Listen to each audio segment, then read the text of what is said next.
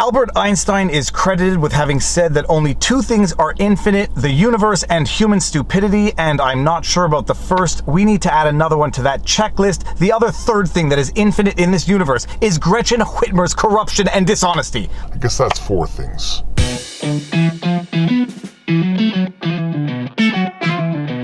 Viva Frei, Montreal litigator turned YouTuber, and this is Winnie the Westie, and we have another update on Gretchen Whitmer's rampant dishonesty and political corruption. Now, I guess in fairness, in the context of this global COVID pandemic, Gretchen Whitmer is not the only corrupt politician who has systematically failed to abide by her own rules. We can add a few others to that list, namely Justin Trudeau, Ford, Gavin Newsom, Wolf, just to name a couple more, and there were some lesser known ones out of Quebec who seem to be flying to the islands for the holidays while locking everyone in this province down. So yeah, Gretchen Whitmer is not the only corrupt politician in the context of the pandemic who refuses to abide by her own rules, but my goodness, when she does it, does she ever do it in style? Some of you may recall that in the early days of the pandemic, when Gretchen Whitmer was shutting down all of Michigan, forbidding people from buying seeds, that was one of the incidents that occurred early on in this pandemic, her husband was trying to get their boat launched into the water while she was literally preventing other people from getting in their boats. She chalked it up to being a joke that went sour.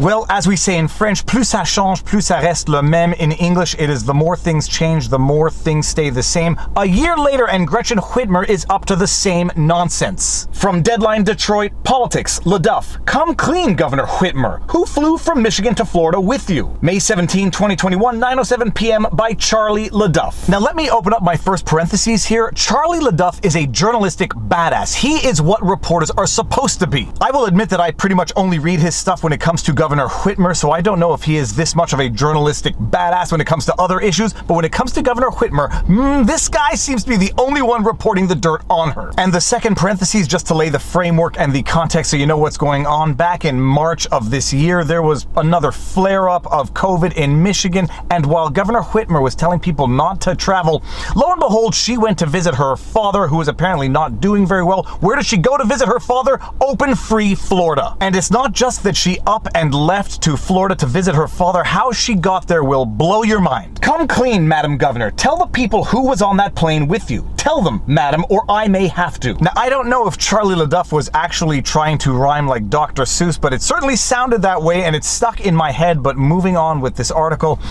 spoiler alert, she traveled on a beautiful private jet. Your folks claim the luxury private jet you flew to Florida in March was, quote, chartered, end quote, and paid for by your $1 million political fund. They claim you simply purchased a hitchhiker seat for $855. Your crack team of communicators claim that your fund, Michigan Transition 2019, set up for the transition of power and to promote, quote, civic action and social welfare, end quote, was using the plane for official business when you tagged along to Florida. Civic action and social welfare, don't they always manage to cloak their corruption in benevolence? And Charlie LaDuff proceeds to ask the questions that the others in mainstream media just aren't asking, and he proceeds to bring the receipts, or in this case, the lack of receipts. What business? No expenses are filed for any type of business except for the flight. Were the fund's executives on the plane with you? The fund's director, a union lobbyist, could not be reached for comment. Nor its treasurer, a former power company executive. Nor its secretary, a professor of legal ethics, of all things. Governor Whitmer may have paid $855 for her hitchhiker's ticket on that chartered plane, but that's not how much the trip cost. Take a wild guess how much this trip to visit her father cost. From the Detroit Free Press, Governor Whitmer discloses cost of trip to visit her father and how it was paid for. Lansing, a non-profit corporation, paid most of the $27,521 cost of Governor Gretchen Whitmer's contentious private plane trip to visit her father, her office said Friday. Whitmer used her personal funds to pay for the $855 cost of her seat, according to a report Whitmer's office released. That was calculated at the comparable cost of a first-class ticket, spokeswoman Tiffany Brown told the Free Press. $27,521. A non-profit corporation paid $27,521 for Governor Gretchen Whitmer to visit her father, and from what I understand, that non-profit corporation was her own. And now back to journalistic badass Charlie LaDuff's article. You may be in hot water with the Internal Revenue Service if no one affiliated with the fund was using the jet for legitimate political purposes. Your problems with the public may be worse. You told them you took a personal trip as a dutiful daughter.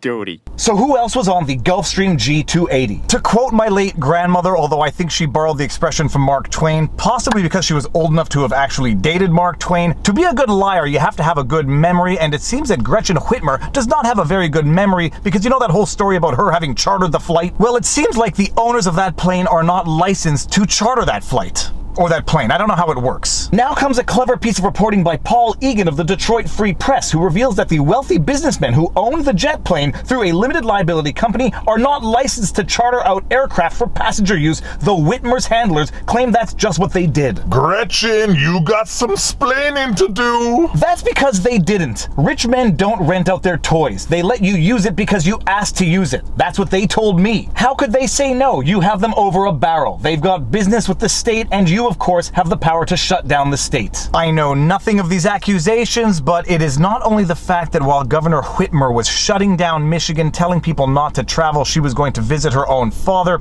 It seems, according to badass journalist Charlie LaDuff, that she was using her power as governor of Michigan with the power to shut down business to coerce massively beautiful gifts such as a chartered flight to Florida to visit her father on this wonderful plane. And in case you want to know what this plane looks like, here's a pic.